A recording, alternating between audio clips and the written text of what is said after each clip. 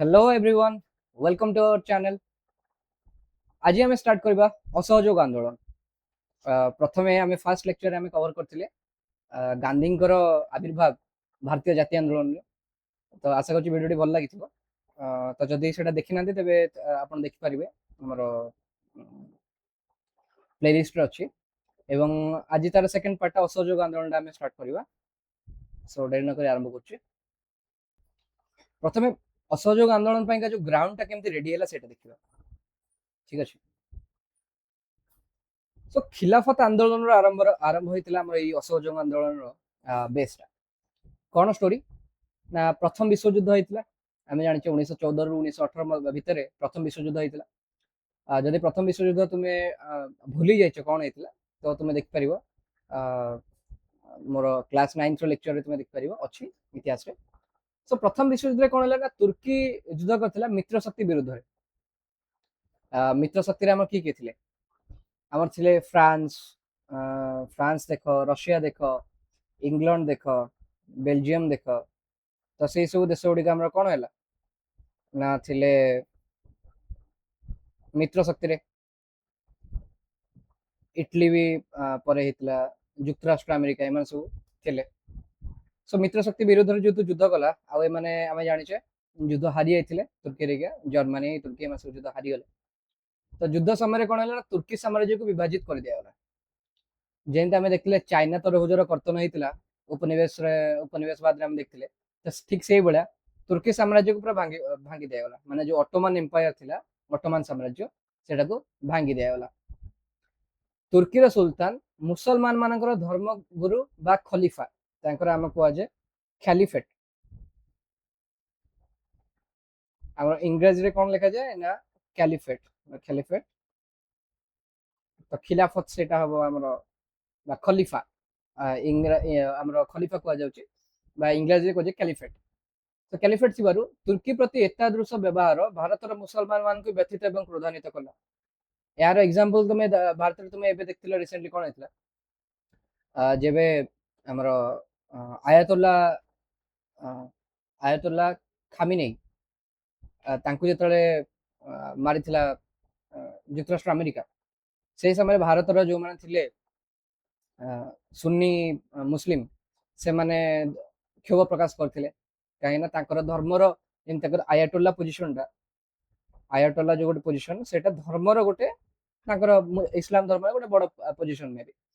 तो सेमती कैलिफेट भी तांकर खलीफा भी सही बढिया धर्मगुरु। तो भारत रो मुसलमान मान को सेटा व्यथित एवं क्रोधान्वित करथिला। तो आरंभ केमती हैला खिलाफत आंदोलन ना खलीफा को समर्थन करिबा एवं तांकर क्षमता रास विरुद्ध रे दीटा भ्राता थिले हमर अली भ्राता शौकत अली एवं मोहम्मद अली तांकर नेतृत्व रे आरंभ होइतला खिलाफत आंदोलन। खिलाफत कमिटी रे सदस्य किए थिले ना शौकत अली एवं मोहम्मद अली, तापर मौलाना अबुल कलाम आजाद जे कि हम भारत रे प्रथम शिक्षा मंत्री मध्ये थिले मौलाना अबुल कलाम आजाद, तापर हकीम हजमल खान एवं हसरत मोहानी एमन तार मेंबर थिले हमर जो खिलाफत कमिटी रो एवं एमाने खिलाफत आंदोलन हमर आरंभ करथिले। तो ये जो तुर्की को जो भाग करथिले सेटा हमर कोन हेतला ना ट्रिटी ऑफ सेवरेस सेटा को ओडिया रे तम लिखा जिवो सेभर्स चुक्ति। तो सेभर्स चुक्ति माध्यम रे कोन कराला ना हमर तुर्की को भाग भाग कराय गला। तुमे देख परथुओ आगुरु तुर्की रो सीमा एमती पूरा बडर थिला। अच्छा एटा तो फाइट अछि तुर्की रो सीमा किछि एमती थिला। अच्छा बोले एगुडा भी तार भीतर थिला। तो ए सब एरिया को तुमे देख परथुओ भाग भाग कराय गला। तो हमर तुर्की खाली छोटी एरियाटा रहि गला। तापर एपटे आर्मेनिया रहिला, जॉर्जिया रहिला, मेसोपोटामिया, सीरिया सब अलग अलग हे गेले, कुर्दिस्तान डिफरेंट डिफरेंट जगह हमर हे गेले। आर्मेनिया बोधे आगुरु थिला, आर्मेनिया पर हेने बट तुर्की संगे सीरिया टा आगुरु मिसिक थिला जोटा एट तुमे देख परतो फ्रेंच मैंडेट एटी जो फ्रेंच मैंडेट हेछि सेटा सीरिया हे गला। तापर जोटा ब्रिटिश मैंडेट हेछि सेटा हमरा मेसोपोटामिया हे जाइछि। ओके मौलाना अबुल कलाम आजाद ताकर मूल नाम थिला मोइउद्दीन अहमद। से जणे नेतृस्थानीय स्वाधीनता संग्रामी भारतीय संविधान प्रणयन सभार सदस्य थिले एवं स्वाधीन भारतर प्रथम शिक्षा मंत्री थिले। से इंडिया विन्स फ्रीडम नामक पुस्तक लिखिथिले एवं 1992 रे मरणोत्तर भारत रत्न सम्मान रे मध्ये सम्मानित होइथिले। ମହାତ୍ମା ଗାନ୍ଧୀ କଣ କଲେ ନା ହିନ୍ଦୁ ଏବଂ ମୁସଲମାନ ମାନଙ୍କୁ ଏକତ୍ର କରିବା ସହିତ ଜାତୀୟ ଆନ୍ଦୋଳନର ଭିତ୍ତିଭୂମିକୁ ଦୃଢ କରିବା ପାଇଁ ଏହି ଆନ୍ଦୋଳନକୁ ସମର୍ଥନ କଲେ। ମହାତ୍ମା ଗାନ୍ଧୀ କଣ ଦେଖିଲେ କି ଖିଲାଫତ ଆନ୍ଦୋଳନ ଷ୍ଟାର୍ଟ ହେଇଛି, ମୁସଲମାନ ମାନେ ତାଙ୍କର ଯିଏ ଧର୍ମଗୁରୁ ରହିଛନ୍ତି ଖଲିଫା ତାଙ୍କ ସମର୍ଥନରେ ଯୁଦ୍ଧଟା ମାନେ ଲଢୁଛନ୍ତି। ଆଉ କାହା ବିରୋଧରେ ନା ଇଂରେଜଙ୍କ ବିରୋଧରେ ସେମାନେ ଆନ୍ଦୋଳନ କରୁଛନ୍ତି। ଆଉ ମହାତ୍ମା ଗାନ୍ଧୀ ଦେଖୁଛନ୍ତି କି ଆମର ଯଦି ଏହି ସମୟରେ ଭାରତୀୟ ମାନେ ଆମେ ଷ୍ଟାର୍ଟ କରିଦେବା ଗୋଟେ ଆନ୍ଦୋଳନ ଆଉ ମୁସଲମାନ ମାନେ ବି ମିଶିଯିବେ ହିନ୍ଦୁ ମାନଙ୍କ ସହିତ, ତାই ହିନ୍ଦୁ ଏବଂ ମୁସଲମାନ ଏକତ୍ରିତ ହୋଇ ଆମର ଲଢେଇ କରିବେ, ଆନ୍ଦୋଳନ କରିବେ ଇଂରେଜ ମାନଙ୍କ ବିରୁଦ୍ଧରେ, ଗୋଟେ ଜାତୀୟ ସ୍ତରର ଆନ୍ଦୋଳନ ଆମେ କରିପାରିବା। ତ 1919 ନଭେମ୍ବରରେ ଗାନ୍ଧୀଜୀ ନିଖିଳ ଭାରତ ଖିଲାଫତ ସମ୍ମିଳନୀର ସଭାପତି ଭାବେ ନିର୍ବାଚିତ ହେଲେ। ନିଖିଳ ହବ, ନିଷ୍ଫଳ ହେଇଯାଇଛି, এটা হବ ନିଖିଳ ଭାରତ ଖିଲାଫତ ସମ୍ମିଳନୀର ସଭାପତି ଭାବେ ନିର୍ବାଚିତ ହେଲେ। ତ ଏଇ ଯୋଉ 1919 ନଭେମ୍ବରରେ ଆମର ଯୋଉ ସମ୍ମିଳନୀଟା ହେଲେ ଏଥିରେ ନିଷ୍ପତ୍ତି କଣ ନିଆଗଲା ନା ତୁର୍କୀର ସୁଲତାନଙ୍କ ଅଧୀନରେ ଯଥେଷ୍ଟ ଅଞ୍ଚଳ ବିଶେଷ କରି ମୁସଲମାନଙ୍କର ପବିତ୍ର ସ୍ଥାନ ଯାହା ତାଙ୍କର ରହିଥିବ ସେଗୁଡିକ ଯଦି ନ ରଖାଯାଏ ତାହେଲେ ସେମାନେ ସରକାରକୁ ବର୍ଜନ କରିବେ ଏବଂ ଅସହଯୋଗ କରିବା ପାଇଁ ସମ୍ମିଳନୀରେ ନିଷ୍ପତ୍ତି ନିଆଗଲା। କିନ୍ତୁ ଧମକ ସତ୍ତ୍ୱେ ପ୍ରଥମ ବିଶ୍ୱଯୁଦ୍ଧ ପରେ ତୁର୍କୀ ଉପରେ ସେଭର ଚୁକ୍ତି ଲଦି ଦିଆଗଲା, ଯାହାଦ୍ୱାରା ଆମେ ଦେଖୁଛେ ତୁର୍କୀ ବିଭାଜନ ହେଇଯାଇଛି। ତ ସେଥିପାଇଁକା ଗାନ୍ଧୀଜୀ କଣ କଲେ ନା ଆମର ଆରମ୍ଭ କଲେ ଖିଲାଫତ ଆନ୍ଦୋଳନ ଏବଂ ଅସହଯୋଗ ଆନ୍ଦୋଳନ। ତ ଆମର ଯୋଉ ଗାନ୍ଧୀଜୀଙ୍କର ପରାମର୍ଶ କ୍ରମେ ନିଖିଳ ଭାରତ ଖିଲାଫତ କମିଟି ଅସହଯୋଗ କାର୍ଯ୍ୟକ୍ରମ ଗ୍ରହଣ କରି ଆନ୍ଦୋଳନ ଆରମ୍ଭ କଲା। ଗୋଟେ ସର୍ବଦଳୀୟ ବୈଠକ ଡକାଗଲା 1920 ଜୁନ 9 ତାରିଖରେ, ଯୋଉଟାକି ଆହ୍ଲାବାଦ ଠାରେ ହେଇଥିଲା। ଏହି ସର୍ବଦଳୀୟ ବୈଠକରେ ଆମର କଣ କରାଗଲା ନା ଖିଲାଫତ କମିଟି ଇଂରେଜ ସରକାରଙ୍କ ସହିତ ସମ୍ପର୍କ ଛିନ୍ନ କରିବା ପାଇଁ ନିଷ୍ପତ୍ତି ନେଲା। ମୁସଲିମ ଲିଗ ଏବଂ ଭାରତୀୟ ଜାତୀୟ କଂଗ୍ରେସ ଖିଲାଫତ ଆନ୍ଦୋଳନକୁ ସମର୍ଥନ କରିଥିଲେ, କାରଣ ମୁସଲିମ ଲିଗ ସେତେବେଳକୁ ଅଲଗା ହେଇଯାଇଛି ଏବଂ ଭାରତୀୟ ଜାତୀୟ କଂଗ୍ରେସ ଆମର ଅଲଗା ଅଛି ଏବଂ ଦିଟାକ ଦଳ ଖିଲାଫତ ଆନ୍ଦୋଳନକୁ ସମର୍ଥନ କରିଥିଲେ। ଆରମ୍ଭ କେମିତି ହେଲା ନା 1920 ଅଗଷ୍ଟ 1 ତାରିଖରେ ଏଟା ଆନୁଷ୍ଠାନିକ ଭାବରେ ଅସହଯୋଗ ଆନ୍ଦୋଳନ ଆମର ଆରମ୍ଭ ହୋଇଥିଲା। ସେଇ ଦିନ କଣ ହେଇଛି ନା ପୂର୍ବାହ୍ନରେ ଲୋକମାନ୍ୟ ବାଲ ଗଙ୍ଗାଧର ତିଳକଙ୍କର ଦେହାନ୍ତ ହୋଇଥିଲା, ଦେହାନ୍ତ ହୋଇଯାଇଛି। ଆଉ ତିଲକଙ୍କର ବିୟୋଗ ଜନିତ ଶୋକ ପାଳନ ଏବଂ ଆନ୍ଦୋଳନର ଆରମ୍ଭର ମିଶ୍ରିତ ପ୍ରତିକ୍ରିୟାରେ ସମଗ୍ର ଦେଶରେ ହରତାଳ ଏବଂ ଶୋଭାଯାତ୍ରା ସଂଗଠିତ ହେଲା। ଯେହେତୁ ବାଲ ଗଙ୍ଗାଧର ତିଳକ ଭାରତର ସେଇ ସମୟରେ ଜଣେ ମହାନ ଦେଶପ୍ରେମୀ ଥିଲେ, ଆମର ସ୍ୱାଧୀନତା ସଂଗ୍ରାମୀ ଥିଲେ, ଯେହେତୁ ସେ ମରିଯାଇଛନ୍ତି ତାଙ୍କ ମୃତ୍ୟୁ ଜନିତ ଶୋକ ପାଳନ କରିବା ଉଦ୍ଦେଶ୍ୟରେ ଏବଂ ଆନ୍ଦୋଳନ ଆରମ୍ଭର ମିଶ୍ରିତ ପ୍ରତିକ୍ରିୟାରେ ସମଗ୍ର ଦେଶରେ ହରତାଳ ହେଇଥିଲା ଏବଂ ଶୋଭାଯାତ୍ରା ସଂଗଠିତ ହେଲା। ତ ଏହି ଆନ୍ଦୋଳନ ଇଂରେଜ ସରକାରଙ୍କ ବିରୋଧରେ ମହାତ୍ମା ଗାନ୍ଧୀଙ୍କର ପରିଚାଳିତ ପ୍ରଥମ ଗଣ ଆନ୍ଦୋଳନ ଥିଲା। ୟା ପୂର୍ବରୁ ଆମେ ଯଦି ଫାର୍ଷ୍ଟ ଚାପ୍ଟର ଦେଖିଲେ ଚମ୍ପାରଣ ଆନ୍ଦୋଳନ ହେଲା, ଖେଡା ଆନ୍ଦୋଳନ ହେଲା, ଖେଡା ସତ୍ୟାଗ୍ରହ ହେଲା, ବା ଆମର ଅହମ୍ମଦାବାଦ ଲୁଗାକଳା ଆନ୍ଦୋଳନ ହେଲା, ଏଗୁଡିକ ଆଞ୍ଚଳିକ ଆନ୍ଦୋଳନ ଥିଲା। ତାପରେ ଆମର ଯୋଉଟା ଆମର ଗଣ ଆନ୍ଦୋଳନ ପ୍ରଥମ ହେଲା ସେଇଟା ହେଲା କଣ ନା ଆମର ଅସହଯୋଗ ଆନ୍ଦୋଳନ। ପୃଷ୍ଠଭୂମି ଏଇ ଯୋଉ ଅସହଯୋଗ ଆନ୍ଦୋଳନ ପୃଷ୍ଠଭୂମି କଣ କଣ ଥିଲା, ଆହ୍ୱାନର କାରଣ କଣ କଣ ଥିଲା? ଗୋଟେ ତ କହିଲେ କଣ 1919 ମସିହାରେ ରାଉଲାତ ଆଇନ ଆସିଥିଲା, ଜାଲିଆନାୱାଲାବାଗ ହତ୍ୟାକାଣ୍ଡ ହେଇଥିଲା। ଜାଲିଆନାୱାଲାବାଗ ହତ୍ୟାକାଣ୍ଡ ଯୋଉ ହେଲା ସେଥିରେ ଗୋଟେ ଆମର ହଣ୍ଟର କମିଟି ଗଠନ କରାଯାଇଥିଲା। ସେ ହଣ୍ଟର କମିଟିକୁ ଦାୟିତ୍ୱ ଦିଆଯାଇଥିଲା ଗୋଟେ ନିରପେକ୍ଷ ଗୋଟେ ଯାଞ୍ଚ କରିବେ ଏବଂ ତାଙ୍କର ଯୋଉ ବିବରଣୀ ଦେବେ ସେଇ ବିବରଣୀ ଅନୁସାରେ ଆମର ଯାହା ଦଣ୍ଡାଦେଶ ଦିଆଯିବ। ତ ଏଇ ଯୋଉ ହଣ୍ଟର କମିଟି କଣ କଲା, ତାର ବିବରଣୀରେ ପକ୍ଷପାତିତା ରହିଲା। ସେମାନେ ଇଂରେଜ ମାନଙ୍କୁ ସମର୍ଥନ କଲେ, ଇଂରେଜ ମାନେ ଯାହା ଡିସିସନ ନେଇଛନ୍ତି ସେଟାକୁ ସମର୍ଥନ ଜଣାଇଲେ। ତାପରେ ଏଇଟା ଗୋଟେ କାରଣ ହେଲା। ଭାରତ ଶାସନ ଆଇନ 1919 ଯୋଉ ଅଣାଯାଇଥିଲା ସେଥିରେ କିଛି ତ୍ରୁଟି ରହିଥିଲା, ସେଇଟା ଗୋଟେ କାରଣ ହେଲା। ରାଉଲାତ ଆଇନ ତ କହିଲି, ଆଉ ଜାଲିଆନାୱାଲାବାଗ ହତ୍ୟାକାଣ୍ଡ ସେଇଟା ଗୋଟେ କାରଣ। ଭାରତର ମୁସଲମାନ ମାନଙ୍କର ଇଂରେଜ ବିରୋଧୀ ଖିଲାଫତ ଆନ୍ଦୋଳନ, ତ ଏଇ ସବୁ ରିଜନ ସକାଶେ ଆମର ଷ୍ଟାର୍ଟ ହେଲା କଣ ନା ଅସହଯୋଗ ଆନ୍ଦୋଳନ। ତ ଏଠି ଆମର ଆସିଲା ଭାରତ ଶାସନ ଆଇନ 1919 ରେ କଣ କଣ ତ୍ରୁଟି ରହିଥିଲା। ତ ଭାରତ ଶାସନ ଆଇନ 1919 ରେ ଯୋଉ ଆସିଥିଲା, ଆମର ଇଂଲଣ୍ଡର ବୈଦେଶିକ ସଚିବ ଏଡୱିନ ମଣ୍ଟେଗୁ ଏବଂ ଭାରତର ଭାଇସରୟ ଲର୍ଡ ଚେମ୍ସଫୋର୍ଡଙ୍କ ଦ୍ୱାରା ପ୍ରସ୍ତୁତ ହୋଇଥିବା ଗୋଟେ ଖସଡା, ଯୋଉଟାକୁ ଭାରତ ଶାସନ ଆଇନ କୁହାଯାଏ 1919। ଏଇଟା 1919 ଡିସେମ୍ବର 23 ଠାରୁ ପ୍ରଚଳିତ ହୋଇଥିଲା। ତ ଭାଇସରୟ ଏବଂ ତାଙ୍କ କାର୍ଯ୍ୟକାରୀ ପରିଷଦ ଭାରତୀୟ ସଂସଦ ପରିବର୍ତ୍ତେ ବ୍ରିଟିଶ ମନ୍ତ୍ରିମଣ୍ଡଳ ନିକଟରେ ଉତ୍ତରଦାୟୀ ରହିଲେ। ଗୋଟେ ତ୍ରୁଟି କି ତୁମେ ଏଠି ଯାହା ଭୁଲ କରିବ ତା ପାଇଁ ତୁମକୁ ତୁମେ ଉତ୍ତରଦାୟୀ ଆମ ଭାରତର ଯୋଉ ରହିଛି ସଂସଦ ରହିଛି ତା ପାଖରେ ତୁମେ ରହିବନି, ତୁମେ ରହିବ ଉତ୍ତରଦାୟୀ କାହା ପାଖରେ ନା ବ୍ରିଟିଶ ପାର୍ଲାମେଣ୍ଟ ପାଖରେ। ତ ଏଇଟା ଗୋଟେ ତ୍ରୁଟି ରହିଲା। ପ୍ରାଦେଶିକ ସ୍ତରରେ ଦ୍ୱୈତ ଶାସନ କ୍ଷମତା ବ୍ୟବସ୍ଥା ଥିଲା। ଆମେ ଜାଣିଥିଲେ କଣ ନା ଦ୍ୱୈତ ଶାସନ ଯେତେବେଳେ ପ୍ରାଦେଶିକ ସ୍ତରରେ ଥିଲା, ଆମର ଦିଟା ସବଜେକ୍ଟ ଥିଲା। ଗୋଟେ ଥିଲା ଟ୍ରାନ୍ସଫର୍ଡ, ଆଉ ଥିଲା ରିଜର୍ଭ। ରିଜର୍ଭ ଟା ମାନେ ଗଭର୍ଣ୍ଣର ହାତରେ ଥିଲା, ଯୋଉ ରାଜ୍ୟପାଳ ଆମେ କହୁଛେ, ଗଭର୍ଣ୍ଣର ପାଖରେ ଥିବା ରିଜର୍ଭ ସବଜେକ୍ଟ ଥିଲା। ଏଥିରେ ସବୁ ମେନ୍ ସବଜେକ୍ଟ ରଖାଯାଇଥିଲା, ଯୋଉଗୁଡିକ ତମେ ଭାବିପାରିବ କଣ ଆମର ଯେମିତି ରହିଲା ପୋଲିସ ରହିଲା, ତାପରେ ଯୋଉ ଟିକସ ରହିଲା, ଅର୍ଥ ବିଭାଗ, এই ସବୁ ରହିଲା ରାଜ୍ୟପାଳଙ୍କ ପାଖରେ। ट्रांसफर सब्जेक्ट रे हम जो चयनित होइतिबे, चयन माने इलेक्शन जोटा करा हेतिबो, मंत्रिमंडल रहिला, से मंत्रिमंडल पाखरे कोन कोन सब्जेक्ट रहितला, प्रादेशिक स्तर रे जो मंत्रिमंडल रहिला ताका पाखरे कोन को पावर रहिला, शिक्षा हैला, तापरे स्वास्थ्य रहिला, तो एई सब जिनस गुडा रहिला, एई सब विभाग गुडी रहिला मंत्रिमंडल पाखरे। तेन करी कोन हैला ना गुरुत्वपूर्ण विभाग सब तक जोटा अर्थ रहिला, पुलिस रहिला, एउडे को राज्यपाल हाथ रे तुम दे दिलो, आम मंत्रिमंडल पाखरे पावर नै। मुसलमान मानक व्यतीत सिख एवं क्रिश्चियन संप्रदाय भित्तिक निर्वाचन मंडली मध्य करथैतला, जोटा हमर देखिथिबो 1909 समय आम जो होइतिला, भारत हमर 1909 समय को आइनटा आसिला, मर्ले मिंटो आइन आसिला, मर्ले मिंटो रिफॉर्म। तो 1909 रे मर्ले मिंटो रिफॉर्म से टाइम रे कोन होइतिला ना मुसलमान मानक पयगा गोटे अलगा निर्वाचन मंडली हमर गठित होइतिला। किंतु 1919 जेतल 10 वर्ष पर गोटे नुआ आईन आसी भारत शासन आईन, से सिख एवं क्रिश्चियन संप्रदाय भित्तिक निर्वाचन मंडली गठन करागला। तेणुक भारतीय मान देखले कि माने divide and rule policy apply कर। डिवाइड एंड रूल माने कौन कि आम मान भाग भाग कर दियो एवं आमको शासन कर। जदि एकता न रहिबो भारतीय मान मध्य ताले आमको शासन करिया सहज हो, जोटे कि ऑलरेडी थिला। भोट दान अधिकार को अधिक संकुचित करागला, किछि निर्दिष्ट श्रेणी लोक माने भोट दे पारि, तापाई गोटे रखाइतो क्राइटेरिया रखाइतो, सेही क्राइटेरिया को जो माने जेंति तुमे देख परियो, आमे देखछे कि वर्तमान समय राष्ट्रपति हवा पाइका तांकर गोटे क्राइटेरिया रहिछि, एतिकी बयस हेतिबा दरकार, से कोनोसी लाभजनक पदवी नथिबा दरकार, देबाळिया न होइथिबा दरकार, ए सब हमर कारण गुडी रहिछि।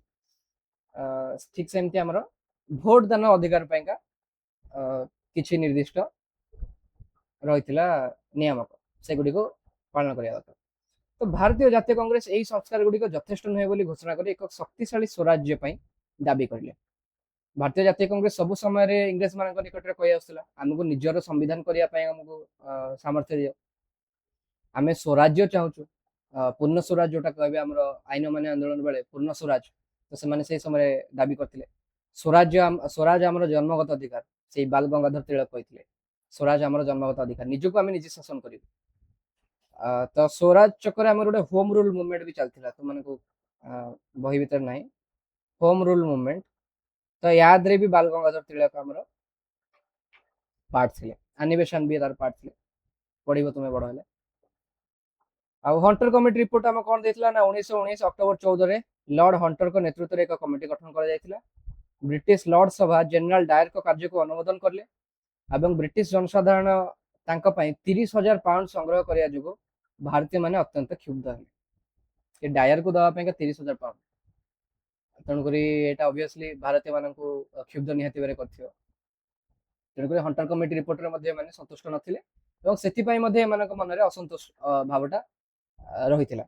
तो एई सब किछि किछि कारण को नेई करी गोटे बड़ धरण आंदोलन हमर हेइथिला। तो कांग्रेस हमर कोन कहला, हमर 1920 सेप्टेम्बर रे कलिकता रे गोटे स्वतंत्र अधिवेशन हेइथिला। गांधीजी असहयोग प्रस्ताव कांग्रेस द्वारा निष्पत्ति भाव गृहीत है, यहाँ मन रख, गृहीत है एवं अनुमोदित है, दीटा जिनस अच्छे। प्रथम है गांधीजी को असहयोग प्रस्ताव कांग्रेस द्वारा निष्पत्ति भाव गृहीत है, यहाँ है कलिकता अधिवेशन रे, किंतु अनुमोदित है केबे ना नागपुर रो वार्षिक अधिवेशन रे। तो कलिकता रे गोटे स्वतंत्र अधिवेशन होइतिला, कलिकता जो स्वतंत्र अधिवेशन होइतिला सेठी रे प्रस्तावटा गृहीत है, किंतु अनुमोदन केते बेले हैला 1920 डिसेम्बर रे नागपुर ठारे हेतला वार्षिक अधिवेशन, सेथिरे अनुमोदित हैला एवं गांधीजी को नेतृत्व रे आंदोलन चालू रखिया पई निष्पत्ति निया गेला। तो जो नागपुर वार्षिक अधिवेशन, एटा फोटो तुम देख पाथो, एटा नागपुर वार्षिक अधिवेशन में जो माने जोग देइथिले। असहयोग आंदोलन कार्यक्रम कौन कौन थिला? मूल नीति इंग्रेज अनुष्ठान एवं विदेशी द्रव्य वर्जन थिला यार मूल नीति। ଫାର୍ଷ୍ଟ କଥା ଆମେ ବିଦେଶୀ ଦ୍ରବ୍ୟ ବ୍ୟବହାର ହିଁ କରିବା ନାହିଁ, ଆମେ ସ୍ୱଦେଶୀ ଉପରେ ଯିବା। ସ୍ୱଦେଶୀ ଆନ୍ଦୋଳନ ଆମର ସେଇ 1905-6 ବେଳେ ହେଇଥିଲା ସ୍ୱଦେଶୀ ଆନ୍ଦୋଳନ, ଏବଂ ସେଇ ସ୍ୱଦେଶୀ ଆନ୍ଦୋଳନ ସମୟରୁ ହିଁ ଆମେ ବିଦେଶୀ ଦ୍ରବ୍ୟ ବର୍ଜନ ପାଇଁ ସବୁବେଳେ କହି ଆସିଥିଲେ। ତ ଅସହଯୋଗ ଆନ୍ଦୋଳନ ସମୟରେ ସେଟାକୁ ଅଧିକ ତ୍ୱରାନ୍ୱିତ କରାଗଲା କି ଆମେ ଟୋଟାଲି ବିଦେଶୀ ଦ୍ରବ୍ୟ ବର୍ଜନ କରିଦେବା ଏବଂ ଇଂରାଜୀ ଅନୁଷ୍ଠାନ ମଧ୍ୟ ବର୍ଜନ କରିବା। ବର୍ଜନମୂଳକ କାର୍ଯ୍ୟକ୍ରମ ବା ବୟକଟ୍ ଆମେ ଯୋଉ କହୁଛେ, ସେ କାର୍ଯ୍ୟକ୍ରମ କଣ କଣ ଥିଲା ନା ଭାରତ ଶାସନ ଆଇନ 1919 ଅନୁଯାୟୀ ଅନୁଷ୍ଠିତ ହେବାକୁ ଥିବା ନିର୍ବାଚନ ଏବଂ ସରକାରୀ ଉତ୍ସବ ବର୍ଜନ କରିବା। ଯୋଉ ନିର୍ବାଚନ ହବାକୁ ଅଛି ସେଗୁଡିକ ଆମେ ବର୍ଜନ କରିବା। ସମସ୍ତ ପ୍ରକାର ସରକାରୀ ଉପାଧି ଫେରସ୍ତ କରିବା, ସରକାରୀ ପଦବୀରୁ ଇସ୍ତଫା ଦେବା, ଛାତ୍ରମାନଙ୍କ ଦ୍ୱାରା ସରକାରୀ ବିଦ୍ୟାଳୟ ଏବଂ କଲେଜ ଗୁଡିକ ବର୍ଜନ କରାଯିବ, ଆଇନଜୀବୀଙ୍କ ଦ୍ୱାରା ବିଚାରାଳୟ ବର୍ଜନ କରାଯିବ, ବିଦେଶୀ ଦ୍ରବ୍ୟ ତଥା ବିଦେଶୀ ଲୁଗା ଆମେ ବର୍ଜନ କରିବା। ଏଗୁଡିକ ଥିଲା ବର୍ଜନମୂଳକ କାର୍ଯ୍ୟକ୍ରମ ବା ବୟକଟ୍। ଆଉ ଗଠନମୂଳକ କାର୍ଯ୍ୟକ୍ରମ କଣ କଣ ଥିଲା ନା ଖଦୀ ଏବଂ ଗ୍ରାମ ଉଦ୍ୟୋଗର ପ୍ରସାର କରିବା, ହିନ୍ଦୁ ଏବଂ ମୁସଲମାନ ମାନଙ୍କ ମଧ୍ୟରେ ଏକତା ସୃଷ୍ଟି କରିବା, ଅସ୍ପୃଶ୍ୟତା ନିରାକରଣ କରିବା, ଜାତୀୟ ଶିକ୍ଷାନୁଷ୍ଠାନର ସ୍ଥାପନ କରିବା। ତ ଏଗୁଡିକ ଥିଲା ଗଠନମୂଳକ ନୀତି କାର୍ଯ୍ୟକ୍ରମ ଆଉ ବର୍ଜନମୂଳକ କାର୍ଯ୍ୟକ୍ରମ। ତ ତୁମେ ଦିଟାକୁ ଭଲସେ ମନେ ରଖିପାରିବ। ଏଠି ତୁମେ ଦେଖିପାରୁଥିବ ଗୋଟେ ଚିତ୍ର ଦେଇଛି, ବୟକଟ୍ କାର୍ଯ୍ୟକ୍ରମରେ ମାନେ ବର୍ଜନମୂଳକ କାର୍ଯ୍ୟକ୍ରମରେ ବହୁତ ଗୁଡେ ବିଦେଶୀ ବସ୍ତ୍ରକୁ ଧରିକିରି ଆମର ଲୋକମାନେ ଜାଳି ଚାଲିଛନ୍ତି, ନିଆଁ ଲଗାଉଛନ୍ତି। ତ ପ୍ରଶ୍ନ ଆସିବ କି ବିଦେଶୀ ଲୁଗାକୁ ଆମେ ବର୍ଜନ କାହିଁ କରୁଛେ? ନା ବିଦେଶୀ ଲୁଗା ବର୍ଜନ କରିବାର କାରଣ ଏହା ଥିଲା କି ଇଂରେଜ ମାନେ ଭାରତରୁ ଶସ୍ତାରେ ନଉଥିଲେ, ତୁଳା ନଉଥିଲେ ଏବଂ ବିଦେଶରେ ତା ଦେହରେ ମେସିନ ତିଆରି କରିକି ତାଙ୍କର ଶିଳ୍ପ ବିପ୍ଳବ ଯେହେତୁ ଚାଲିଥିଲା ଇଂଲଣ୍ଡରେ, ତ ସେମାନେ ମେସିନରେ ଲୁଗାପଟା ତିଆରି କରୁଥିଲେ, ଭାରତରେ ଆଣି ବିକୁଥିଲେ। ତ ଶସ୍ତା ଟିକେ ରହୁଥିଲା ରେଟ୍। ଭାରତରେ ଯୋଉମାନେ ଆମେ ହସ୍ତତନ୍ତ ବୁଣା ଲୁଗା ଗୁଡିକ ରହିଲା ତା ରେଟ୍ ନିହାତି ଭାବରେ ଅଧିକ ରହିବ, କାରଣ ବହୁତ ମେହନତ ତା ଦେହରେ ଲାଗୁଥିଲା।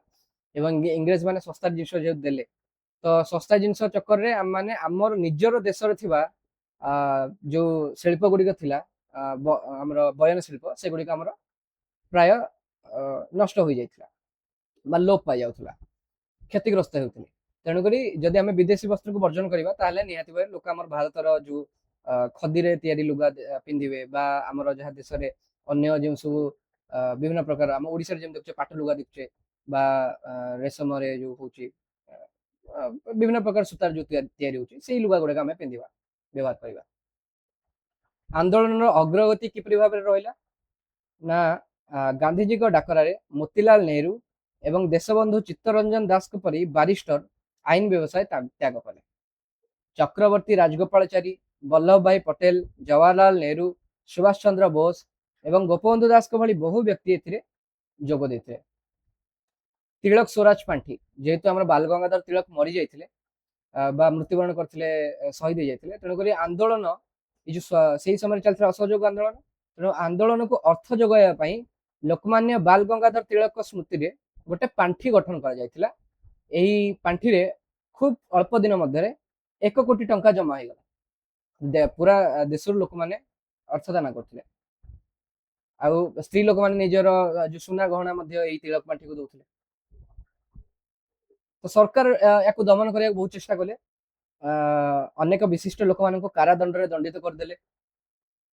ତ 1922 ଫେବୃଆରୀ 1 ତାରିଖରେ ଗାନ୍ଧିଜୀ ଇଂରେଜ ସରକାରକୁ ଚେତାବନୀ ଦେଲେ ଯେ 7 ଦିନ ଭିତରେ ସମସ୍ତ ରାଜନୈତିକ ଦଳକୁ ବନ୍ଦୀ ମାନଙ୍କୁ ମୁକ୍ତ କରା ନଗଲେ ଏବଂ ସମ୍ବାଦପତ୍ରକୁ ପୂର୍ଣ୍ଣ ସ୍ୱାଧୀନତା ଦିଆ ନଗଲେ ସେ ଆଇନ ଅମାନ୍ୟ ଆନ୍ଦୋଳନ ଆରମ୍ଭ କରିବେ।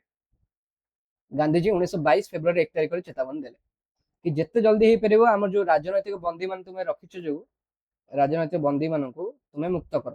ଯଦି ମୁକ୍ତ ନ କରୁଛ ଆଉ ସମ୍ବାଦପତ୍ରକୁ ଯଦି ପୂର୍ଣ୍ଣ ସ୍ୱାଧୀନତା ନ ଦଉଛ ତାହେଲେ ଆମେ ଆଇନ ଅମାନ୍ୟ ଆନ୍ଦୋଳନ କରିବୁ। ସମ୍ବାଦପତ୍ରକୁ ପୂର୍ଣ୍ଣ ସ୍ୱାଧୀନତା କାହିଁ ଦଉନାହାନ୍ତି?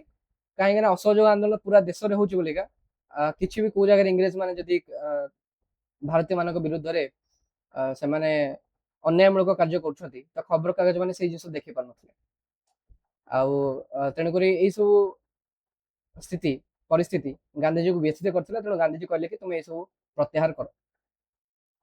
କିନ୍ତୁ ଏଇ ସମୟ ମଧ୍ୟରେ ଗୋଟିଏ ଅତ୍ୟନ୍ତ ଦୁର୍ଭାଗ୍ୟଜନକ ଘଟଣା ଘଟିଥିଲା। କଣ ହେଲା ନା 1922 ଫେବୃଆରୀ 5 ତାରିଖରେ ଉତ୍ତରପ୍ରଦେଶର ଗୋରଖପୁର ଅଞ୍ଚଳ ସ୍ଥିତ ଚୌରୀ ଚୌରା ନାମକ ସ୍ଥାନରେ ଉତ୍ତ୍ୟକ୍ତ ଆନ୍ଦୋଳନକାରୀ ମାନେ ଏକ ପୋଲିସ ଷ୍ଟେସନରେ ନିଆଁ ଲଗାଇଦେଲେ। ଗୋଟେ ପୋଲିସ ଷ୍ଟେସନ ଥିଲା, ତା ଭିତରେ କିଛି ଲୋକ ଥିଲେ, ତ ନିଆଁ ଲଗାଇଦେଲେ। ଏହା ଫଳରେ 22 ଜଣ ପୋଲିସ କର୍ମଚାରୀ ଜୀବନ୍ତ ଦଗ୍ଧ ହୋଇଗଲେ, ଜଳିଗଲେ ତାରି ଭିତରେ। ତେଣୁକରି ଗାନ୍ଧିଜୀ ସେଇ ସମୟରେ ଅନୁଭବ କଲେ कि भारतीय माने अहिंसा उपाय आंदोलन करने संपूर्ण रूप से प्रस्तुत होना तेणु से यहाँ अनुभव करके असहयोग आंदोलन स्थगित रखापी घोषणा कले। यहाँ होता 1922 फेब्रुआरी 5 तारिख। तो फेब्रुआरी 12 तारिख से कौन कले ना बरदोली ठारे असहयोग आंदोलन स्थगित रखापी घोषणा कले। अच्छा फेब्रुआरी 12 तारिख किंतु ये जो गोटे अप्रत्याशित निष्पत्ति गांधीजी हठात किना कहले कि आमर असहयोग आंदोलन आम बंद करदे। तो यही अप्रत्याशित निष्पत्ति अनेक कांग्रेस नेता मान स्तब्ध करथिला। आश्चर्य हो गले अनेक नेता कहीं असहयोग आंदोलन गोटे मोमेंटम धर देथिला पूरा गोटे भल बेगर चलथिला सारा देश रे। तो जदि से समय आउ टिक अधिक दिन लाग चली था ताले बोध हुए से समय भारत को स्वाधीनता मिल जाता। तो सुभाष चंद्र बोस यही निष्पत्ति को एक जातीय विपर्यय भाव में वर्णना करते। कहीं आम जानते सुभाष चंद्र बोस थे उग्रपंथी बा चरमपंथी। से चाहते कि करवा मर जेकोसी परिस्थिति आमको इंग्रेज मान देश बाहर करार अच्छे कि गांधीजी से रास्ता नथिले। 1922 मार्च 10 तारिख में गांधीजी को गिरफ्त करागला एवं 6 वर्ष जेल दंड दिगला। तो ये जो चौरी चौरा इनसीडेंट होता ये तुम देख पार्थो आम गोटे पुलिस स्टेशन थी लोक मैंने आसिले बाहर एवं जलीदेले चौरी चौरा पुलिस स्टेशन को। से गोटे शहीद स्मारक चौरी चौरा आमर अच्छी देख पार्थो चित्र। तो ये असहयोग आंदोलन सुदूर प्रसारी प्रभाव कौन कौन था? प्रथम थर पर इंग्रेज सरकार विरोधी आंदोलन संगठित भाव परिचालित होता। सारा देश विभिन्न श्रेणी लोक मैंने भाग नहीं। कांग्रेस आंदोलन जन आंदोलन गण आंदोलन में परिणत हो पाता। माने विभिन्न प्रकार विभिन्न श्रेणी लोक मैंने जेहेतु भाग नहीं तेणुक यहाँ जन आंदोलन नाला गण आंदोलन में परिणत होता। बहुत परिमाण लोक जोगदे। खलीफा व्यवस्था उच्छेद है। खिलाफत आंदोलन अवसान घटला। 1922 मुस्ताफा कमाल पाशा नेतृत्व में तुर्की में साधारणतंत्र प्रतिष्ठित है। जहाँफल जो खलीफा पदवी थी जो धर्मगुरु पदवी थी से खलीफा व्यवस्था उच्छेद कराला। फल खिलाफत आंदोलन जौक्तिकता रहा ना कहीं से खलीफा पावर टाक रखापी करते खिलाफत आंदोलन। जो खलीफा पदवी ही रही पावर ही रही कौन तेणुक खिलाफत आंदोलन जौक्तिकता रहा ना तेणु भारत में यार अवसान घटला। बर्तमान आम आसा ओडिशा को। भारत तो देखिए असहयोग आंदोलन किपरि भाव में आमर प्रसार करथिला किंतु आम ओडिशा रे असहयोग आंदोलन प्रभाव कौन थिला से विषय आम देखा। ओडिशार नेता थिले गोपबंधु दास, गोपबंधु चौधरी, भागीरथी महापात्र, निरंजन पट्टनायक, जदुबणी मंगराज, हरे कृष्ण महताब इत्यादि नेता माने ये आंदोलन को सफल करने यथेष्ट चेष्टा करथिले। 1920 डिसेम्बर रे आमर जो नागपुर कांग्रेस अधिवेशन होता से ओडिशार 35 जन प्रतिनिधि जोग देइथिले। गोपबंधु दास उद्यम 1921 जनवरी 24 रे कटक रे छात्र मान उद्बोधन दिगला एवं 1921 मार्च रे ओडिशा प्रादेशिक कांग्रेस कमिटी गठित होता। तो जो ओडिशा प्रादेशिक कांग्रेस कमिटी देखुचे 1921 मार्च रे माने ये असहयोग आंदोलन चलता समय ही आमर गठित होइछि। प्रथम सभापति किए थिले आमर उत्कलमणि गोपबंधु दास आ प्रथम संपादक किए थिले भागीरथ महापात्र। असहयोग आंदोलन को ओडिशा रे लोक अभिमुखी करबा पई गांधीजी 1921 मार्च 23 रे ओडिशा आस्थिले। से कटक ठारे विशाल जनसमावेश को उद्बोधन देथिले। रमा देवी समेत बहु नारी सेमानंकर अलंकार को तिलक स्वराज पांठी को दान करथिले। यहाँ पर गांधीजी भद्रक, पुरी एवं ब्रह्मपुर ठारे मध्य उद्बोधन देथिले। मोर मन अच्छी मोर आई कहूले कि से जो छोट थे से समय से गांधीजी को देखते जो गांधीजी आसते पुरी को जो भाषण देते तेणु पुराणा लोक मैंने से समय देखते गांधीजी को जो मैंने पुरी थे से टाइम जमी आम आजिकल फिल्म हिरो को देखुचे से समय वैज्ञानिक हेले आमर जो स्वाधीनता संग्रामी जमी गांधीजी हेले से मैंने से समय सेलिब्रिटी थे देखा हजार हजार लोक पलि आसते। राज्य में कार्यक्रम ठीक से भाई किसी रहा। ब्रिटिश द्रव्य कोर्ट कचेरी और शिक्षानुष्ठान वर्जन करागला। खदीर व्यवहार बढ़ागला। चरखार प्रचलन है। स्वदेशी द्रव्य प्रति आग्रह, हिंदू मुसलमान एकता, अस्पृश्यता निराकरण एवं निशा निवारण जहाँ आम देखते सेंटर रे रोला सेटा भी आम ओडिशा रे भी है। 1921 अगस्ट 3 रे पुरी ठारे एवं अगस्ट 11 और 14 रे कटक ठारे विदेशी वस्त्र गुड़िक अग्निसंजोग करा जायतिला। सत्याग्रही माने विदेशी दुकान आगरे धारणा दे मद बिक्री बंद कर देथिले। सरकारी पदवी त्याग करथिले। गोपबंधु चौधरी, नीलकंठ दास, लिंगराज मिश्र, मुकुंद प्रसाद दास, सुरेंद्रनाथ दास, मोहम्मद हनीफ, चंद्रशेखर बेहरा एवं श्रीवत्स पंडा एमाने सरकारी पदवी त्याग कले। ओकिलती किए त्याग कले? गोपबंधु दास, जगबंधु सिंह, विश्वनाथ दास, नटवर गड़तिया ये किसी नेता माने ओकिलती त्याग कले। कॉलेज की कॉलेज जो मैंने पढ़ुते से कॉलेज छाड़देले। हरिकृष्ण महताब, नवकृष्ण चौधरी, नित्यानंद कानूनगो, राजकृष्ण बोस जी की कटक मेडिकल स्कूल रे पढ़ुते राजकृष्ण बोस से मेडिकल स्कूल भी त्याग करदेले। आउ घरोई न्यायालय प्रतिष्ठा करागला। बालेश्वर, भद्रक, तीर्तोल एवं पुरी ठारे आमर घरोई न्यायालय प्रतिष्ठा करागला लोक मानक न्याय देवा पाई। बालेश्वर रे गौरमोहन दास एवं भद्रक रे बांछानिधि महांती घरोई न्यायालय प्रतिष्ठा करथिले। सबुठरो भल जिनस आम ओडिशा से समय गोटे होता कौन ना 1919 गोपबंधु दास द्वारा साक्षी गोपाल प्रतिष्ठा करा जायतिला सत्यवादी वन विद्यालय। जो आम बकुला वन विद्यालय कहते सत्यवादी वन विद्यालय 1919 गठन कराइला गोपबंधु दास द्वारा। यह जातीय विद्यालय रे परिणत है। उत्कल स्वराज्य शिक्षा परिषद कटक ठारे स्थापित है। स्वराज आश्रम कटक रे स्वेच्छासेवी प्रशिक्षण पाइका प्रतिष्ठा करागला। स्वराज आश्रम अलका आश्रम जगतसिंहपुर प्रतिष्ठा करागला। स्वराज मंदिर बालेश्वर है जोटा कि हरिकृष्ण महताब को नेतृत्व में प्रतिष्ठा करागला। यही अनुष्ठान तरफ स्वराज्य समाचार नामक एक पत्रिका प्रकाशित होता। गोपबंधु से समय आम जो समाज जो आम देखते बर्तमान समय समाज न्यूज पेपर चलती ओडिशा रे बहुत पॉपुलर न्यूज पेपर। तो सही समाज न्यूज पेपर आम गोपबंधु दास द्वारा प्रतिष्ठित होता। यह जातीय चेतना सृष्टि करिबारे प्रमुख भूमिका ग्रहण करथिला। उत्कलमणि आम गोपबंधु दास के एमती कहे से समय जो पदक्षेप थिला सुदूर प्रसारी थिला। ओडिशा को आमर अवश्य स्वतंत्र उत्कल प्रदेश गठन में मधुसूदन दास भी बहुत बड़ा रोल रही। उत्कलमणि गोपबंधु दास रोल को आम आड़े पारिबा नहीं। रोल जो भाया रही तेणुकर से उत्कलमणि बोली कहूँ। लाठीचालना एवं कनिका प्रजा विद्रोह इंग्रेज सरकार तो निहाती भाव चाहिए कि आंदोलन दमन हो जाए। तो से इंग्रेज सरकार जनसाधारण उपर लाठीचालना कले, बेतरे आघात कले, यही उपाय अवलंबन कले। शह शह सत्याग्रही को कारागार रे निक्षेप करले।